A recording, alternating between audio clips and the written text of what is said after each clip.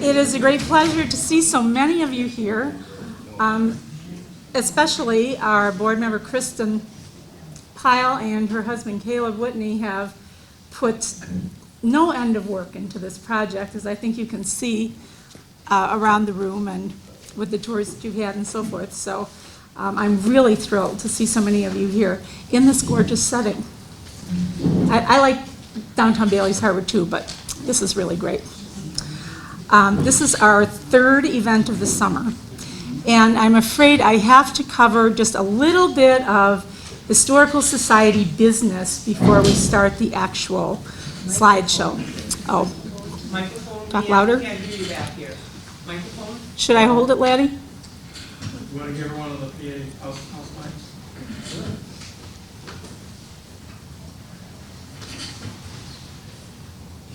Usually the complaint is that I'm too loud.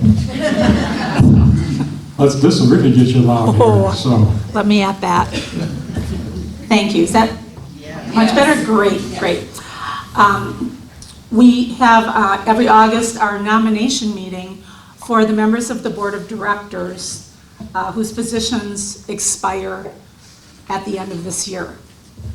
And being nominated this summer are Susie Baldry, who is the person there in the parka, Roy Cole, and Nancy Rafal, who I don't see, which kind of surprises me. They are our nominees for those positions. Are there any other nominees from the floor? Please. Any nominations from the floor? I have to ask one more time, are there any nominations from the floor? Okay, if I would run. you would like to be nominated? Yes. Okay, we even have an extra slot. That's wonderful, Howard, I appreciate it. So our nominees are there any others? Our nominees are Howard Williamson, Susie Baldry, Roy Cole, and Nancy Rafal. If you're a member of the Bailey's Harbor Historical Society, would you signify your approval by saying aye? Aye. Are there any nays? Then that will be our slate. And in the last event in September, we will have the final vote.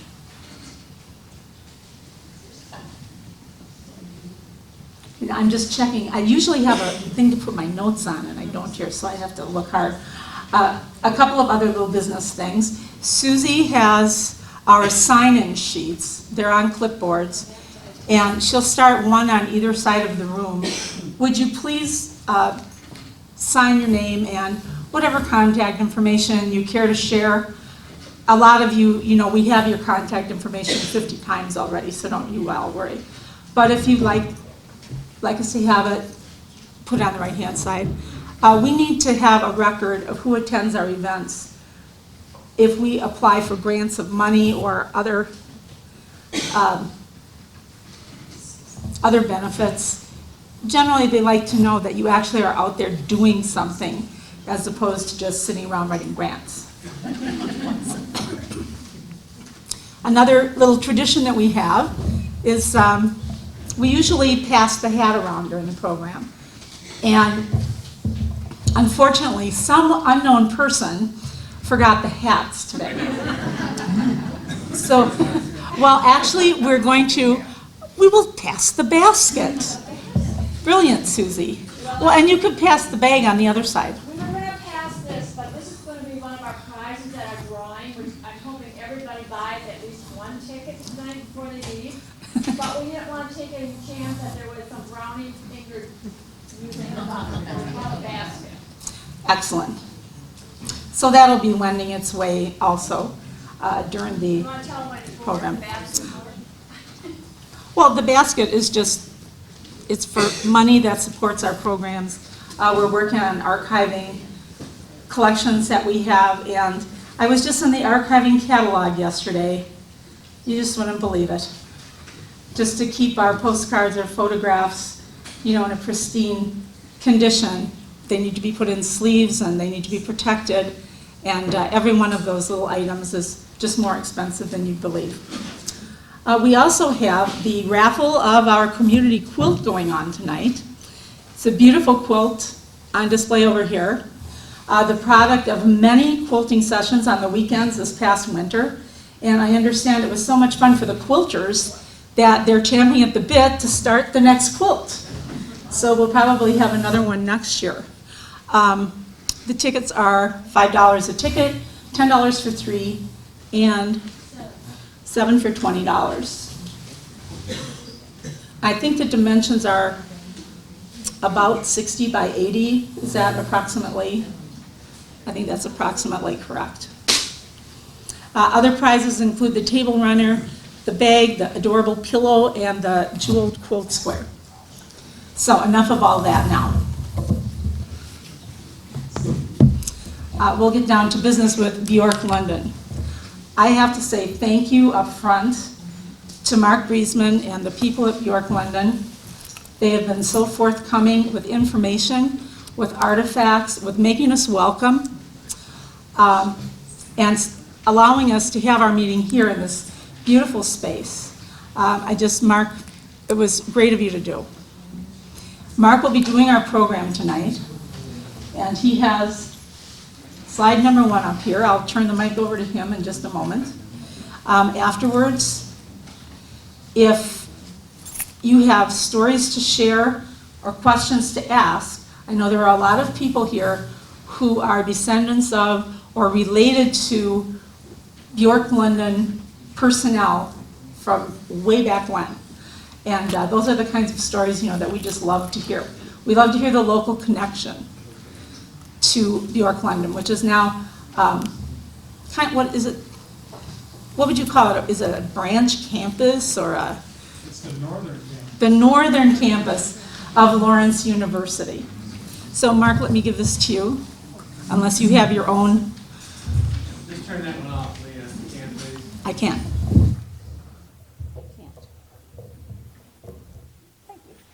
That one's off. Is this other one on? Well, my end. Can you hear me, though, through the microphone? We might have to move that up a little bit. Is that any better? Should I walk around like this? All right, I'm very excited to be here tonight. I am Mark Breseman, and I'm the Associate Vice President for the Alumni and Constituency Engagement Office at Lawrence University. We'll practice that later. But part of my duties still involve Björklunden. And this is where I started my job for Lawrence back in 1997. But enough about me. You're here for Björklunden history tonight. I'm going to give it to you from my perspective. So you'll get a little bit of my story interweaved with the whole story that I've been able to put together over the years that I've been associated with Björklunden. And then at the end, as LeeAnn mentioned, we'll share some stories, because I'm always excited about learning from you and other things that are going on in the room. But for now, as soon as Christy pushes that button, we're going to go back in time to 1928. And we're going to walk through that gate. And am I in your way if I stand here? This works all right? Okay, so go back to 1928. This is the Chapel Lane Gate. At that time, of course, it was called Muckian Road. But come Carlton Vale, he was an insurance underwriter from Highland Park, Illinois, was looking for a place to build his summer home. And he and his wife, Winifred, found this property. They found 330 acres over a mile of Lake Michigan shoreline, and they paid $2,000 for the whole thing. Now, what do you get for that? About this much or something? I don't know what you get for $2,000. But anyway, so they bought that, and Winifred immediately gave it the name Björklunden Lodge, which is Swedish for birch forest by the water. This was a shoreline back in the day. They had all these birch trees that were still on the shoreline. So that was the name that Winifred gave it. They began building their summer home in 1929. Frank Oldenburg was the builder on this, and it was always just a summer home. They never spent winters here. And here's a shot of it. If anybody were wandering around today, you can see that this tree is a little bit bigger now, and so are all these. But this was taken before the servants' wing was added to the main lodge. The studio is still there, but this is an older shot before the servants' wing was added. And this is how the house looked for many years. I'm sure many of you in this room have seen that house. And this is the quintessential shot. Actually, Roy Lucas took this shot back in the early 60s. But this is pretty much how the house looked for many years. This would be the lakeside part of that. This slide was taken in the early 1980s. So an interior view of the house. So some of you probably never got into that house, but we're going to see a lot of Winifred's artwork. Winifred was a self-taught artist, and anywhere there was basically any sort of spare wall space, she would put oil to canvas and put up a piece of artwork. And it would either be some interpretation of a Bible story or some Scandinavian myth that she would put into artwork. And so these are going to be all over the house. Now there is one exception to that artwork and Bible study rule, and that's this one. This mural was painted up in the bunk room upstairs, and that is Winifred's drawing of her son Carl's wedding in 1950. I don't know if anybody was here for that wedding, but 1950, Carl and Andre got married, and it was a big Swedish event. Lots of fun things happened on that day in 1950. She also did a lot of Swedish folk art that she painted throughout the bedrooms that were in the house. And this was back in the servants' wing, and this was on the bench that was on the little eating table that was there in the maids' quarters. So here's the spot. This one was situated as you went down the stairs from the loft down the stairs. And this is her interpretation of the Elijah story. Now, where he ascends into heaven. I'm not sure how factual this is because she put him in a Norwegian sleigh going over their house. Not sure if that's actually how it all happened, but you can see that she did this in 1938. So, and this is another Bible story that she took a little bit of liberty with. This was all across the loft on the second story. It had to be a 20-foot mural. And this is her interpretation of the creation story. So all the different days she would have the different things of creation. And of course the creation story ends with Adam and Eve getting kicked out of the garden because they were bad. In Winifred's version, it's Winifred and her husband leaving Björklunden, not because they're bad, it's because it's October and they got to go home because it's too cold. So that's why she is shedding a little tear in this painting, because she has to leave her beloved Björklunden for the winter. Speaking of winter, so we have the studio, little two-bedroom guest cottage, and this is where Winifred did much of her painting and carving. This natural light skylight let in lots of light for her to do her work in the sitting room of that studio. And we were lucky enough about 8 years ago to get a gift to turn that studio into a year-round facility. And we were able to upgrade it and update it, and it has really worked out wonderfully well. But you can see that it has maintained the character of the old place. with the corner fireplace, and the ceiling is still, has all of her paintings on it and so forth. And even the corner cupboard there that she painted, and this old trunk that she painted. So it's all still there in the studio. And this, for some of you that might have been in the caretaker's house, this was part of that Swedish bed on the first floor in what used to be the living, actually the bedroom and living room combined. And one of the earlier resident directors took that out of there. But we put this back together and put it in the studio. So that is where it is living now. This is the garage as it was being constructed. And this is pretty much how it looks today. So if any of you want to come out here and volunteer and do any kind of lawn cutting, tree trimming, go right into this door right here. That's where all the tools are. So feel free to help yourself and come out and clear some trails whenever you want. And this is the Stabur that was built in the early 30s. And it was built as the only year-round house on the property. And that was the only year-round building that was there. And the Stabur, of course, is often found in Scandinavian countries, agricultural settings, where the top is bigger than the bottom. And that's where animals would often live downstairs, and then the people would be upstairs. When my wife and I were there, we were upstairs, the kids were downstairs. It all worked out.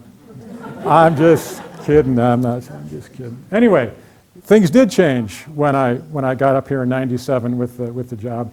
Lawrence did recognize the fact that we did have a couple kids, even though I know many of you in the room that saw the place in the back in the day. There were plenty of kids running around there, but our kids needed to be separated.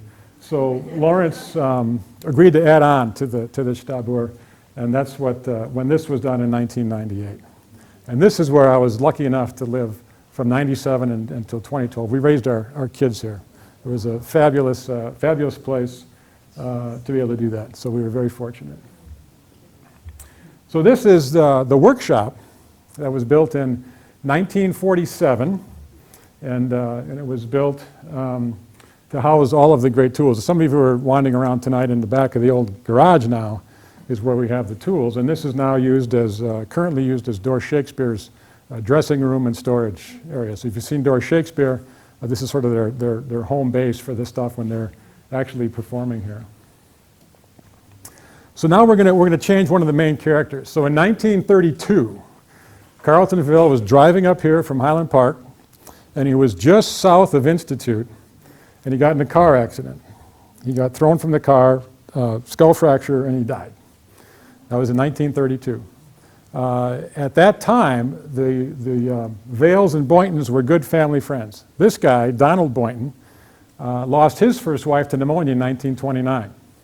And so after Carlton died, then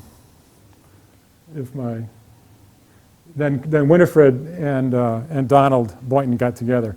Donald Boynton was, his family owned a large shipping and mining conglomerate that was based at that time on Michigan Avenue down in Chicago. So they were family friends, they joined their families, and they got married in 1934. But before that, after Carlton died, Winifred spent about 9 months in Europe. And one of the places that she visited was Lillehammer, Norway, and saw this stavkirke. And some of you probably have seen this live also. And it inspired her so much that she said, I want one on my property. The kids thought she was nuts to think about building a chapel. There's a mighty fine church right in town, Mom. What are you thinking about? But she was insistent that she wanted a stave church on the property. And so finally in 1939, the chapel was built. It was her design, patterned after that one in Norway, but it was her design.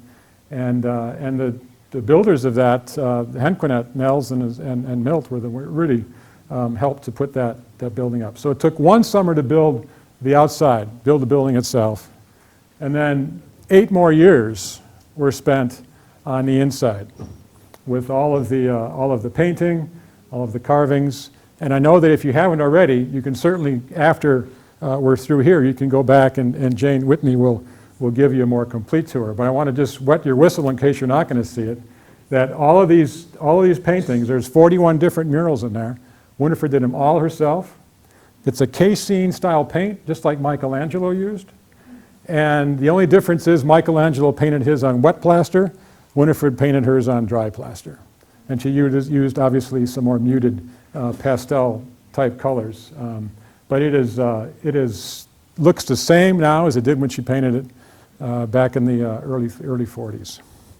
So she is also responsible for the carvings. And she wasn't a professional carver at that either. She learned how to carve from a local high school, and she and her husband Donald were the carvers. And they carved all of this stuff. This is one of the first murals that she did, the Prince of Peace mural. And this is her pride and joy. This baptismal font took them 656 hours to carve. Carved in Wisconsin white oak, and there are the 12 disciples are all depicted on here. And she showed them doing the jobs they did before they were called to be disciples. And so she researched all that, and she would carve all these.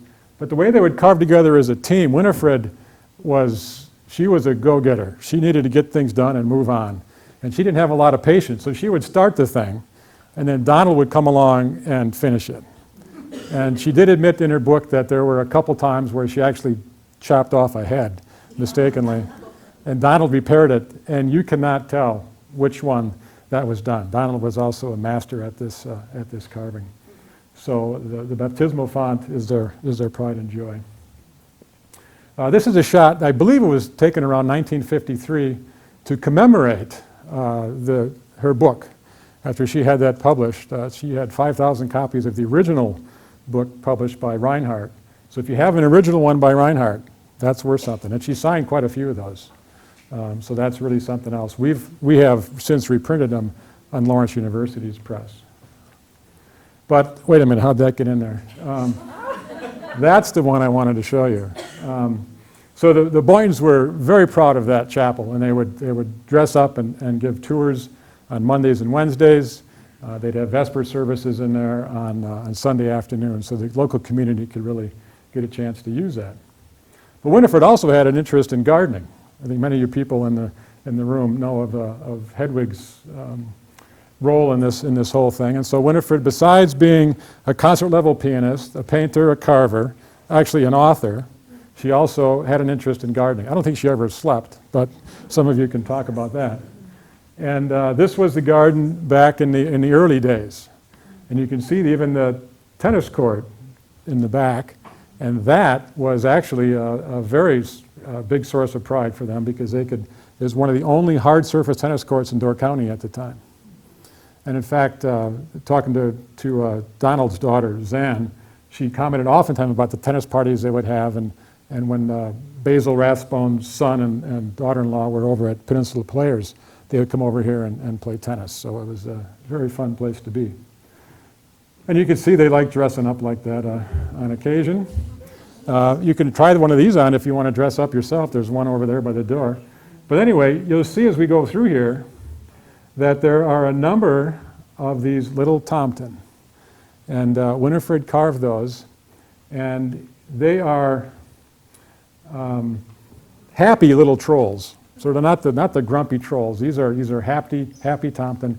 And she actually carved each one after a friend of hers. So imagine how proud you'd be if this was you. Not sure what his job was, but she had someone else, and I don't know where the slide went. There was someone else that she had actually running across the gate. And that was a friend of hers, Frank Knox, Secretary of the Navy, and she depicted him on the fence running for office. But by the time Lawrence got here in the early 70s, the Tompton had been stolen long ago, so they're gone. They're not around anymore. But they're very colorful. And this was the garden as it transformed. And this would be probably in the early 60s, I would guess, that this was taken. And again, you can see how colorful those Tomptons are. So the gardens were just a very special place.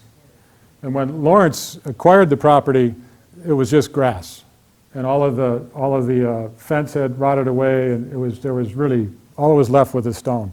And so we gradually, over the years, have done different things. This is an old slide, but if you haven't been in there recently, Dorr Shakespeare has transformed that garden into a wonderful Shakespeare garden. It is just great, but it still maintains the original stone that Winifred did back in the day. So just giving you some perspective of how this whole thing looked. This was an aerial view in 1977. So here we have the lodge, and here's where the servants' quarters are there. And the studio is right here. There's the garage, workshop, and the caretaker's house is up right over here. And the chapel is right in here. We're in a building right over here. So for many years, the Vail and Boynton kids would come up here on occasion as they could. Winifred's daughter Edith Vail was a music teacher out in New York City, so she would come for summers on occasion.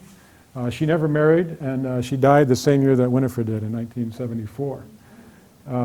Carlton Vail was her son that got married. We talked about him already, and I actually got to meet him a couple different times, talked to him on the phone, and he died in the late 90s. And they never had any kids either. So the Vail side is now done as far as Björklunden is concerned. Here's a picture of Carl and Andre on their wedding day. And these are the Boynton kids. So these are and Donald Boynton had a lumber camp kind of thing up in the UP, and when they got together, they had to give up one or the other, and you can see that Winifred won that one too. So Donald gave that up, and they came here, and all of the kids were only kid that I knew was Zan. So Suzanne Boynton Myers was her name, and she was fun, full of all great stories. She had a great time up here back in the 40s, believe me, and. She had 3 kids, and 2 of her daughters spent quite a bit of time here. In fact, one of her daughters married a Laurentian. They got married in the chapel. So it kind of completes that. And you can see in the chapel baptism book over there when the Boynton grandchildren were baptized. So how did Lawrence end up with this property? So in the early 60s, Winifred was thinking, what's going to happen to this property after we're gone? And she had every intention of having it kept by some institution to be open forever. That chapel was so important to her, and it was so important that people could see it forever, that it was never her idea to leave it to any of her kids. Actually, her kids were fine with that. So she began investigating what institution, what college might be interested in this. She first offered it to St. Olaf College. That's west of here somewhere, I think. I don't know where that is exactly, but so it's somewhere in the, I don't know. Anyway, and St. Olaf said, we would love it. You bet, we'll take it. And they told the Boyntons they were going to move the chapel to their campus. And that didn't sit well with the Boyntons. So then they turned to their next institution was Northwestern University in Evanston. And Northwestern also loved that idea. So this would be great. It'd be a religious center. We could really put us on the map in the Big Ten. It'd be really great. But they would only take it if there was an endowment of $1 million, which is more than what the Boyntons wanted to leave at that time. But it was Lawrence University's great good fortune that at that time, a VP from Northwestern knew one of Lawrence's trustees and said, hey, this property is only 100 miles from your campus. You might want to talk to Winifred and see what she can work out. At that time, Doug Knight was Lawrence's president, and they started the conversation. And then in '63, after Doug Knight left, Curtis Tarr was the president, actually signed the deal with Winifred. And she left everything to Lawrence upon their deaths and a one-page handwritten addendum to her will. And boom, everything goes to Lawrence. And we were really excited about that prospect. So we took over. Donald died in 1966. Winifred died in 1974, and that is why that stone is hanging out there. And it was my great good fortune to be a freshman at Lawrence in 1974, 75. So I was the first student hired to work up here in 1975. So I spent all 4 summers of those years in the 70s up here working at Björklunden and gathering all kinds of historical knowledge. So Lawrence gets the property. What do we do with it? It took a little bit of meandering and a few false starts and stops, but in 1980, the summer seminar series was began, and it's just the way it is today. That series started back then, and it continues on today. We've expanded it a little bit. It's a little more involved than it once was for various reasons, but we do have studio is used for art classes and drawing classes. We have lots of naturalists come up and lead classes. I threw this slide in with great hopes that someday our beach will look like this again. And you guys have waterfront, you know the pain we've been going through with our stuff. But thanks to Jane Whitney, we're getting there. Right, Jane? Right. We're getting there. So anyway, someday we'll do that again. And we still give chapel tours. I will put this out there that anytime, Monday or Wednesday during the summer, 1 to 4, the chapel is open for tours. We have our summer staff give those tours. They don't all dress up like this anymore, but they do give tours. And then for many years we did a fish boil on the last night of the seminars. We would do fish boils, and the summer staff would entertain the guests. They're very talented bunch of students from Lawrence University. But now there's another little shift in the story, and this is 1993, an August Saturday night. Some of you might have heard some fire trucks going by. So there was a fire in the ceiling of the kitchen. We think it was electrical fire, and it destroyed the lodge beyond anything that was useful. And so now Lawrence was faced with a very tough decision. We couldn't use the lodge. This property had always cost the college money. It never really helped the academic program much because it was a seasonal building. Lawrence was a trimester thing, and so it was only open like a couple of months when Lawrence was even in session. So there was a lot of discussion as to what to do. And finally, in 1995, the president of Lawrence at the time, Rick Warsh, said, okay, rather than just having this thing closed up all winter, let's think outside the box and build a bigger building, a little bit away from everything else, and have students and faculty come up every weekend. And so in June of '96, the first half of this building was built, and the student seminar program began at that point. Now, again, you can see all this. One thing you'll notice today, if you do walk down that way, and I encourage you to do so, there are lots of students here. Right now we have the men's and women's cross-country team and men's and women's soccer teams here. So you'll see a lot of kids, students running around that are in pretty good shape. So anyway, this is how it looks today, so there's no reason to dwell too much on this, but it's definitely worth going down there. And you can see that we did do a little bit of copying of Winifred's paintings, and we had them put up. So anything you see, some of the frame stuff, anything that's around there that looks old, was saved from the old lodge. We were lucky that the bedroom doors were closed, so there was no smoke damage to some of these paintings. In the front bedrooms, obviously that back bedroom, the bedroom that was above the kitchen was where the mural was for Carl and Andre's wedding, and that room was totally destroyed. But one picture I didn't show you, and you can actually still see this table, but that bunk room, they called it, where the mural was, burned up, totally black, all the way around. There's a photograph of a table that Winifred made and painted, a little red table with 3 red chairs. It was sitting in the middle of that room, right above where the fire started, not touched. And that table is still upstairs in a little library nook right across from the elevator. So it's like, whoa. So Winifred had a lot of power, so just so you know that.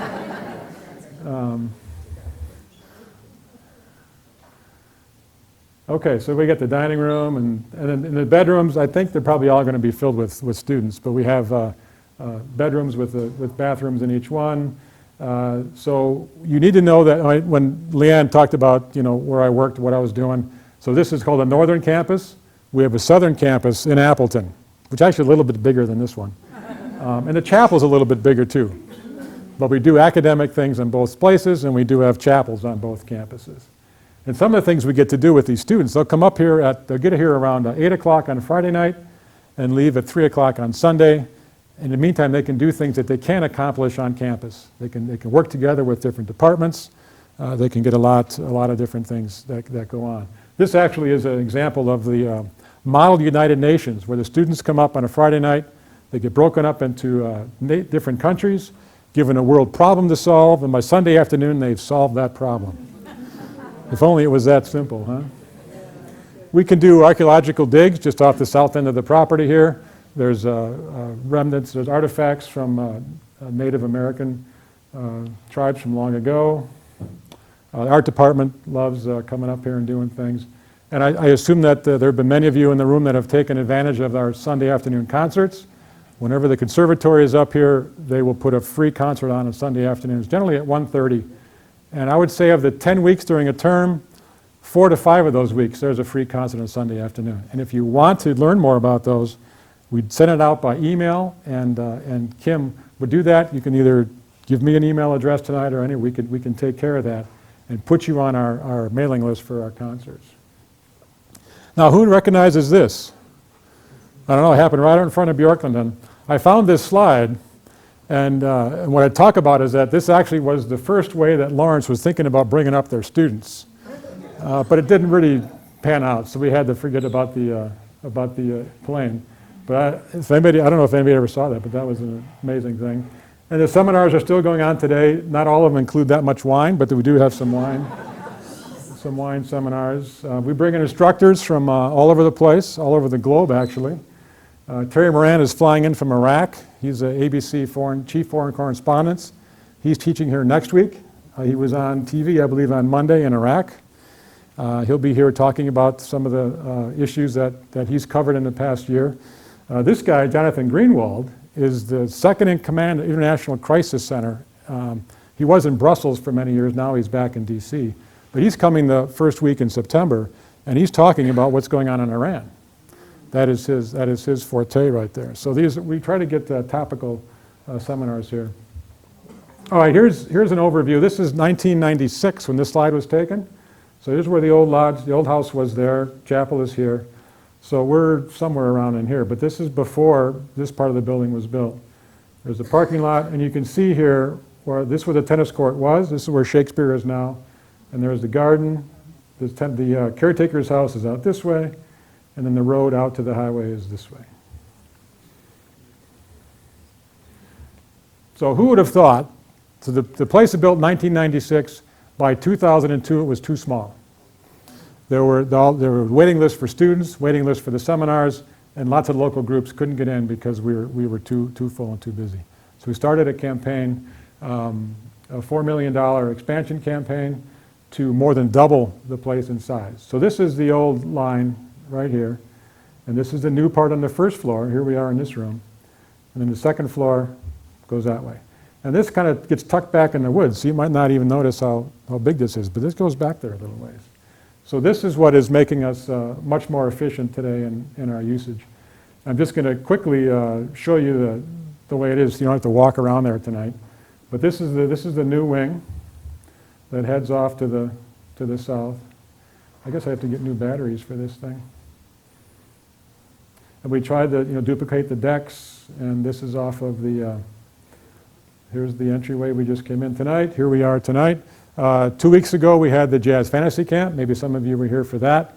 We do that every year, which is fabulous music here in this room. We also have other seminars. We have theater productions. Last December we had a couple of theater productions in here. That's a Lakeside seminar room. Students can do research project with the mudroom. You've seen the catering kitchen right here. Bedrooms are all the same. And the staff lives right here in this building. So we put all the 10 student staff members together here.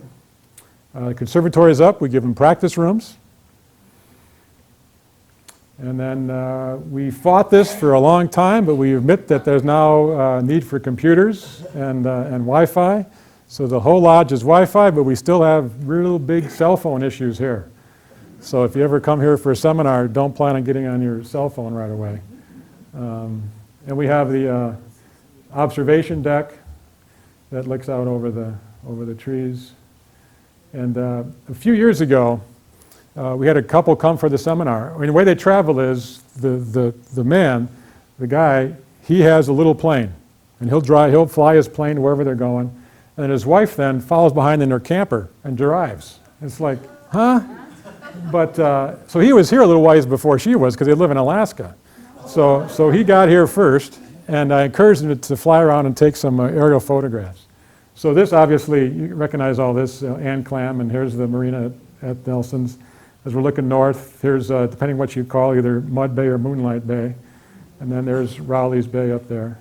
And then the Cane Island Lighthouse is right there.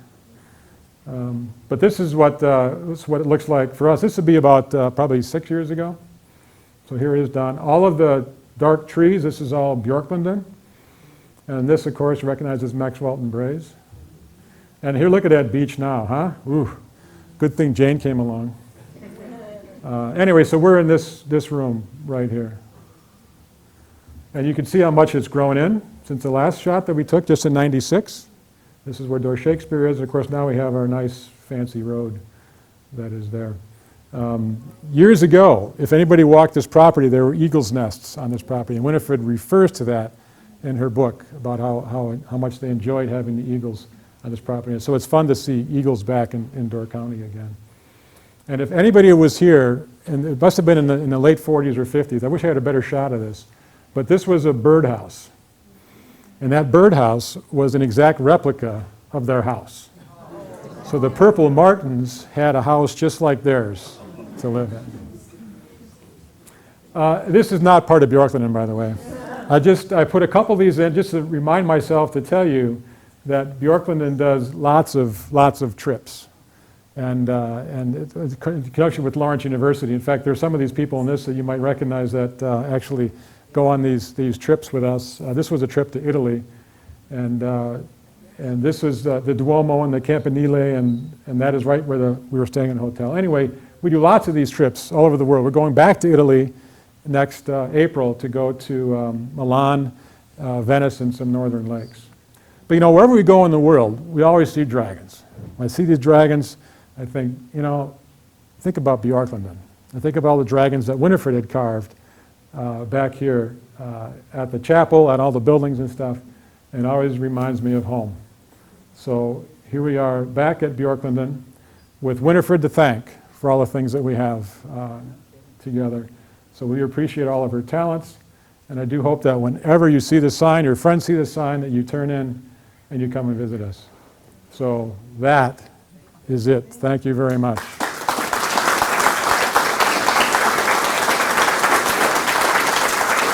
So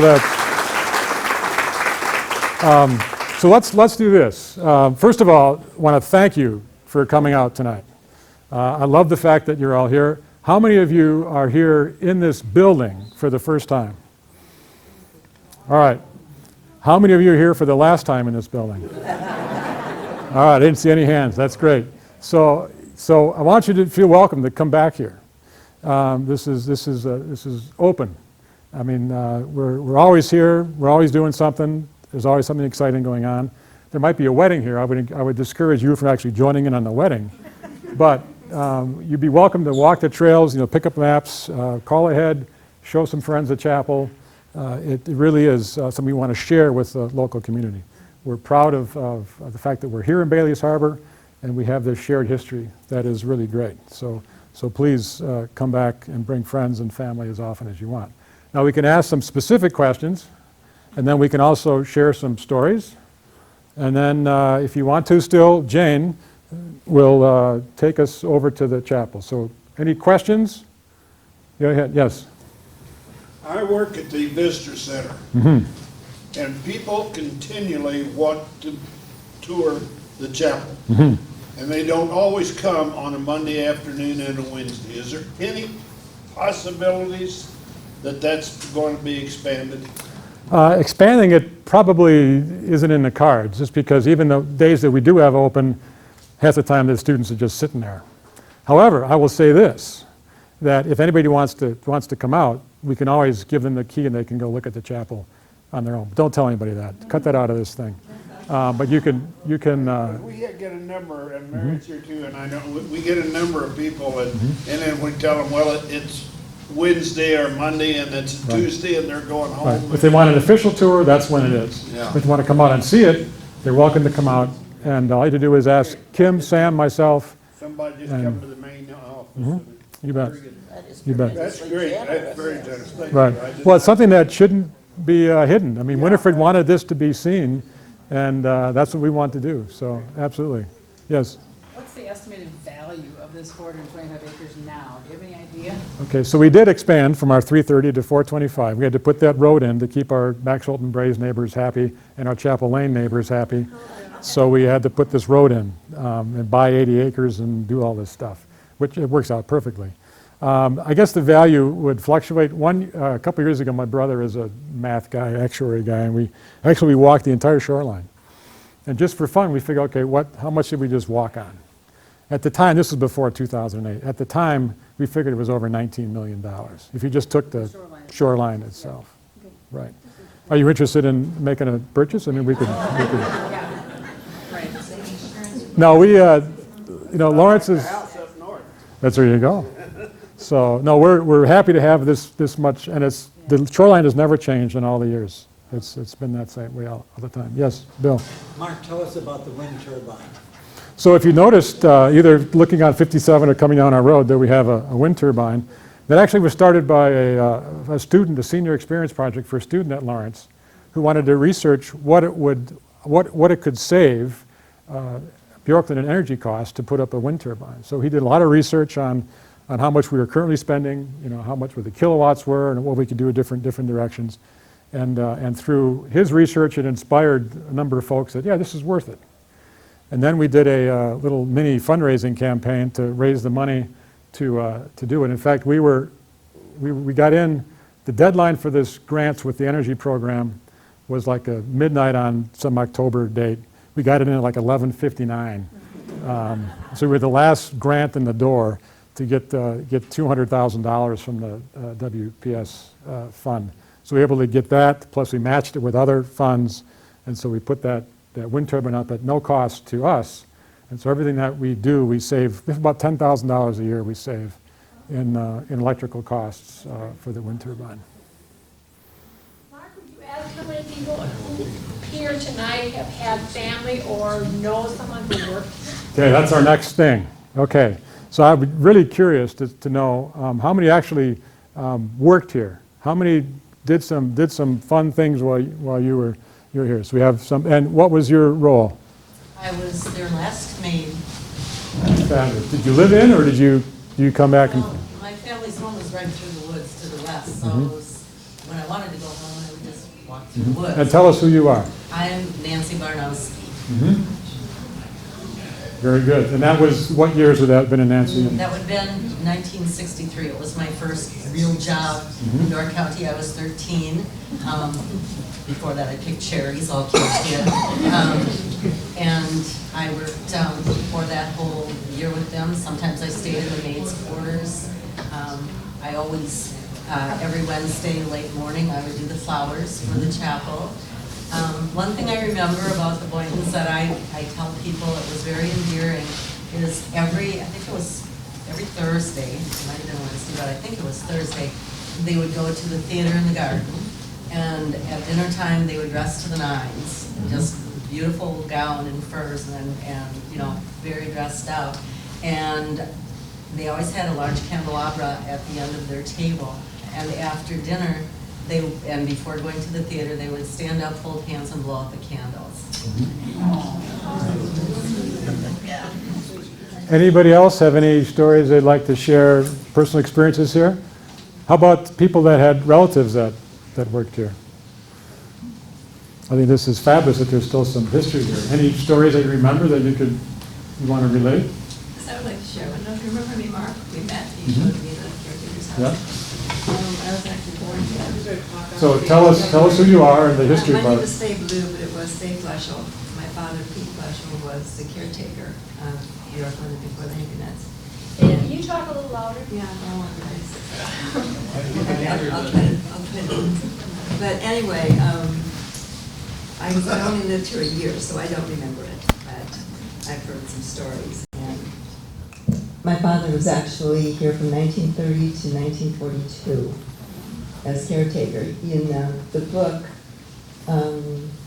Faith Builds a Chapel, he's only mentioned on page 5 as a caretaker. There was, before the chapel was, I think he was here just when it started. And Mrs. Boynton, let me go back a little bit. When my mom and dad, Martha and Pete Bletchell, first became caretakers, they had 2 boys, Richard and Russell. And shortly after they moved here, Alan was born. And then it was 9.5 years before I was born, in 1940. And during that year, my mother became pregnant with my younger brother. And we always called her Mrs. Boynton, even my folks. And she was always referred to as Mrs. Boynton in our home. And she came to my father and said that she did not want a caretaker that continued to have children. I don't know if there was much choice. Well, there probably was a choice, but it wasn't the right one. And so my father, according to my brother, took it to mean that he was either fired or she wanted him gone. So, but my brother said that he thought it was because my father always wanted to be a farmer and took this as an excuse. So my oldest brother, being 14 at the time, he said he cried like a baby because he did not want to leave here. And they then moved to Egg Harbor to a dirt farm where this, as you know, the caretaker's house had all the amenities. And my brother was born there. And from there, my father became a farmer and a Watkins salesman. And some of the people in this room may remember him as a Watkins salesman, but that story goes around our family. My father was also peeved that Mrs. Boynton did not give him a copy of the book. You can have as many as you want. We have, I think my mother probably found it later and bought it. I don't know. It's rather old, so maybe they may have purchased it. That was not my father's choice to buy it. Maybe you have stories too? Because Glenn and I share a grandmother. And Susie. And Susie. Our grandmother was Hedwig, and she was the gardener here. And my grandmother lived with all us, my mother and my brother and myself, all the years I was growing up. And Mrs. Boynton would come to the house, because we didn't have a car, and she would come to the house, and she'd pick Grandma up every morning faithfully at like 8 o'clock in the morning.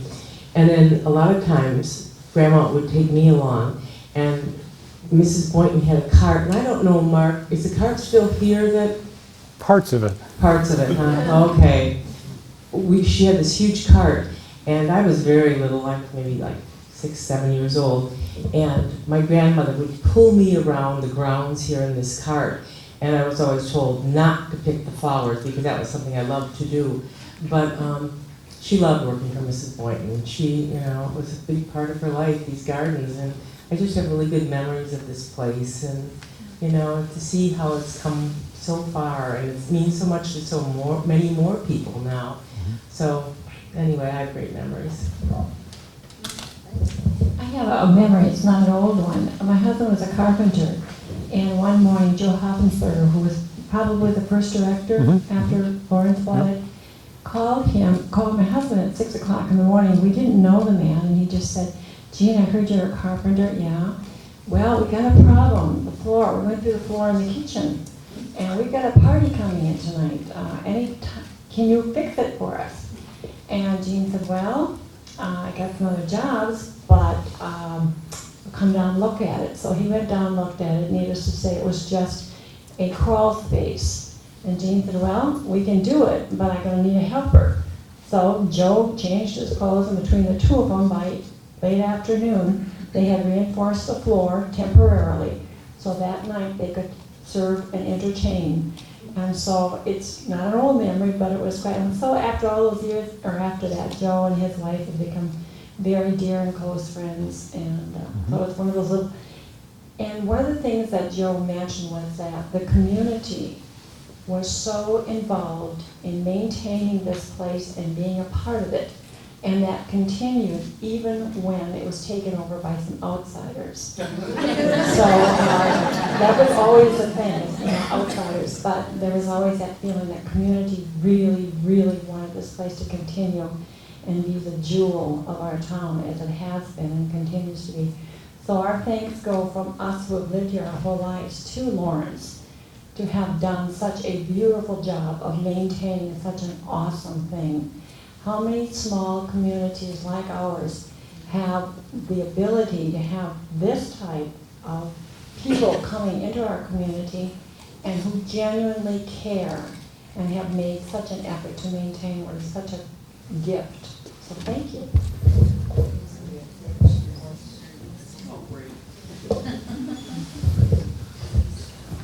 My grandmother was the Boynton's cook. And I don't know for how many years she was a cook, I just don't know. I remember coming up here in the 50s. Grandma had every Thursday off, so we would meet her at Bunda's in Sister Bay, if any of you remember Bunda's. And she had had her hair done, and then she'd spend the day with us in Ellison Bay. I'm a Newman, we're from Ellison Bay, and no longer live there. We're in California now, but I come back whenever I can. But Grandma would spend Thursday with us, and then Mom would load us all in the car, and we'd bring her back in the evening. And I would see Donald Boynton a lot with his dog. He had like a Rin Tin Tin dog, and its name was Björk. And he had it on a leash all the time, but we could pet Björk, and that was a big deal. And Don was always out in that garage, and the doors were open, and he was doing some kind of woodworking out there. And then Grandma also had Sunday afternoon off, so again, Mom would put everybody in the car, and we'd come up here. But we got to walk everywhere, and Grandma was one of the servants, so she was in the servants part of Björklunden, and she took care of the cook. Since she was the cook, it was a long, narrow kitchen, and then next to that was her little dining room. It was very small. The colors were wonderful, and then next to that she had a very small bedroom with a single bed. And she would come from California in April and stay with us in Ellison Bay, and come to work here in May and stay until the end of October, get on the Greyhound again and go out to California, where she would stay with 2 of her sons and with a daughter. So she didn't have a home of her own. She was from Jacksonport, Desjardins, and a French Canadian. But anyway, she would stay with her kids, and then ended up in California again, staying with kids. So she would meet with Winifred one evening or morning, I'm not sure, a week, and Winifred would tell her what she wanted to eat, this meal, that. I don't know who did the shopping, but then Grandma did all the cooking. So it was just a treat to be able to come up here as a kid and run around. I've been in the chapel many times, and even after she had retired, I would come in and peek in her bedroom window or look in the kitchen. It was just so much fun to see where Grandma had been. What was her name? And her name, tell us her name, please. I'm Ruth Newman. I'm from Ellison Bay. And your grandma's name is? Eva Elaine Desjardins. And Hugenroth. She married a German from Sister Bay. Any other connections, any other stories, any other questions? Yes, my dad was Nelson. That's right, you got to talk into this though. Tell us who you are and who your dad My was. name is Barb Henquinette Craigie. My Uncle Milt was a caretaker for many years. We spent every Thanksgiving in that house. And my dad was Nels Henquinette, who helped build the chapel. And he also built a replica of it from the original lumber, and it's at the Sturgeon Bay Museum. My 3 sisters were all maids here in the 40s. I was too young, I missed that.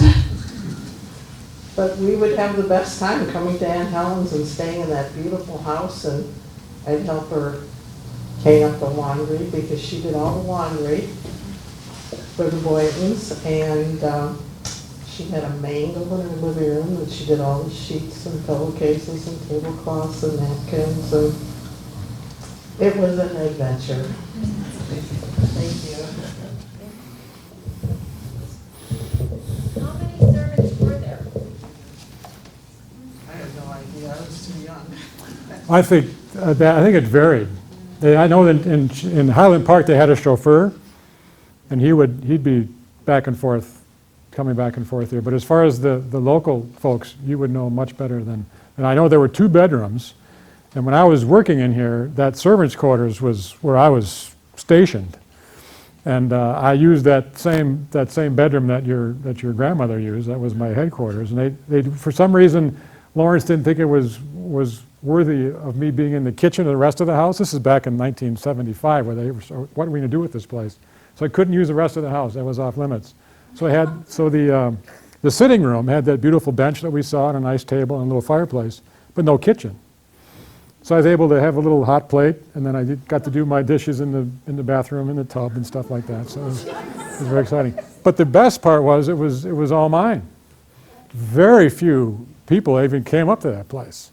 So imagine a college kid for 2 summers having that house to himself. It was like, whoa, what happened here? Yes, Lynn. Our 2 children were married in the chapel, and then our grandchildren were baptized there. Do they still do weddings in the chapel? Yes, we still do weddings and baptisms. Yes, absolutely. But you have to, obviously, a little smaller, in the smaller size weddings. But yes, we still do that, maybe 20 a year or so. We still do that. So Mark, 2 questions. Were you in on the planning on how what was going to happen here? And in that planning, because it's so obviously that the place is open to everybody because of the Boydens, was that and is it still present with Lawrence University to make sure that it is always open to everyone? Mm-hmm. There's nothing in the will, there's nothing that ties us legally to do anything here that we don't want to do. However, from the very beginning, we have taken the spirit of what Winifred wanted this place to be and have followed that.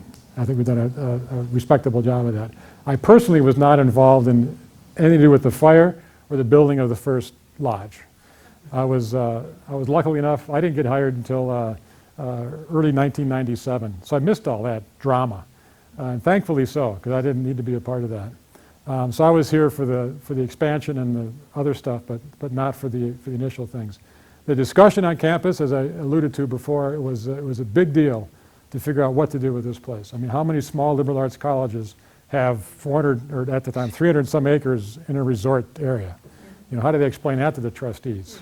Well, so we had to really figure out a way to tie it back into campus.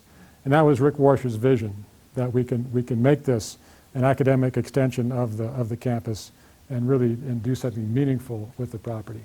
At the same time, then we also had to make sure that it would pay for itself.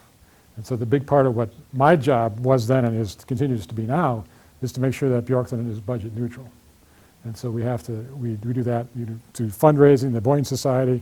We do a lot of things to make ends meet up here. We have our own separate budget. We're separate from the college in that regard, but we do make it work so that we're not a burden on the college by any means. I'll just tell, go ahead. What kind of staff do you have to keep this going? I'm not talking about presenters or musicians. I'm talking about the nitty-gritty. The staff. I'll tell you this. So when I got here in 1997, I was the only full-time person. Our chef was 32 hours a week, and we had a half-time custodial person. And that was interesting for a couple years. So we've expanded now, and really after the addition, what we have now is I'm still sort of hanging around here, but we have an assistant director that runs the seminar program, our office coordinator in that office there, really does everything else, all the scheduling, everything that needs to be done in that regard. We just hired this past April a maintenance person, so for the first time in the history of Björklunden, there was actually someone to take care of the place.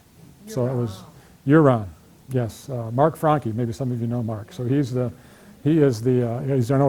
new go-to guy. And then our chef is full-time, and then we have a part-time assistant that works on the weekends to take care of the weekend program when they're here with the students. So we're not overstaffed, but we do get things done.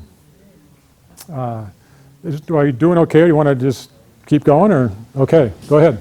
It sounds like you're trying to restore the shoreline. How are you doing that? Well, I should have Jane Whitney give a big speech here, but basically the issue is, water is quite low. Right? The results in all the phragmites that has come in, and that's a huge issue with that. But with diligence of Jane and some little bit of spray, we have taken care of the phragmites issue pretty much. Cladophory, you really can't do much with the cladophory, but we've been lucky the past couple of years that hasn't been too much of a problem. So it's you really have to physically just get in there and do it. Nothing else you can do. So we also deal with other invasives on the property, but this water level increasing this year has been a big help. The best thing to do would be to restore the water level to 1997 levels. That would solve it all. Also get rid of zebra mussels, but that's not going to happen either. I'm amazed at the amount of land, 400 some acres. What are the restrictions that were passed on when Lawrence took this, as far as, I can't believe there isn't any more development? Is that the way it's going to stay, or is it etched in stone not to put up another? No restrictions. All that is, it's just, this is the way it is because this is the way Lawrence wants it to be and Lawrence thinks it should be. And so this is how, for foreseeable future, this is, I don't see anything changing with development or anything like that. In fact, the first year I was here, there was a development of 36 acres that was going to put in 8 condominiums right behind Aaronwood. And we bought that land at a sheriff's sale to stop that from happening. So we've actually protected it from anything else that might happen. There's, Christy, go ahead. I just wanted to ask the people who are here who had family or who had worked here to meet me up at the front table, because the Bailey's Harbor Historic Society is going to work really hard at trying to flesh out the Bailey's Harbor side of the Björklunden history and try to get a list of all the names of people who worked here and when and what their jobs were, and just kind of take that route in the history of Björklunden. So if you could take a minute before you leave to give us your email or your phone number or your mailing address, we'd like to kind of work to tell that side of the story too, because I think Lawrence has done a fabulous job of carrying on the Boynton story, but we'd like to now bring the rest of the Bailey's Harbor story to it too, because obviously people came here tonight and their families have a great love for this property, so if you just take a minute and talk to me, I'd really appreciate it. Thank you. And just going off of that, if anybody has any artifacts, photographs, anything like that in your possession that you'd let us scan, or if you want to get, if you're downsizing and want to get rid of stuff, we will take it all. We'll even pick it up. So if you have anything like that in your possession, please don't throw it away. Either get it to Christy, myself, just drop it off here. But we have an archives, and we take that very seriously. So it would be great to have that. So please don't let that go away. Maxwell and Bray seems to sit in the sort of the middle of this. Was there ever a connection to Maxwell and Bray's, or were they just two separate? To my knowledge, there was never a connection whatsoever. I think the McCardles, right, and that family had it for years. I mean, up until what, the late '90s. The Boynton property. They had the yeah. So there was the 240-acre. There used to be fields in the 70s. There was a lease that the Vales signed with the McCardles, an easement for that road that no longer exists, but they had that as an easement signed from the McCardles. But there's never been anything more than that I know of beyond that. Anything else? I think so. Yes. Maybe I missed this, but what does Björklunden mean? Okay, who can tell me what Björklunden means? Okay, the whole name is, you guys are good at this, so it's Björklunden vid sjön, which is Swedish for birch forests by the water. A little bit of controversy on that because everybody thinks that this is like a Norwegian settlement. But when Winifred gave it the name, she was in her Swedish phase. So that's why we have the umlauts over the O. If she had named it like 3 years later, I'm sure it would have been the Norwegian with the slash through it. And people have pressured us to change it. I said, well, if this is the way Winifred wanted it, we're keeping it that way. So we stay with the umlauts and we stick with the Swedish, but there's both Swedish and Norwegian influences on what she did.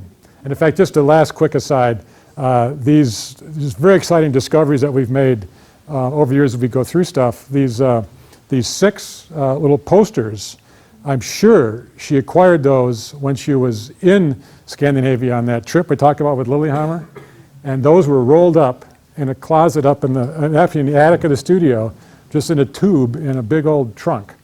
And we found those just a few years ago. They're from the early 30s. And so it's just fabulous to find the fun things that we've been able to find and put up. So I just want to thank you again for coming tonight. Please don't be strangers. Come back all the time with tons of guests. We love having you here. And please listen to what Christy said, and let's get some more history going here. So thank you, and Jane is there. You have more to say?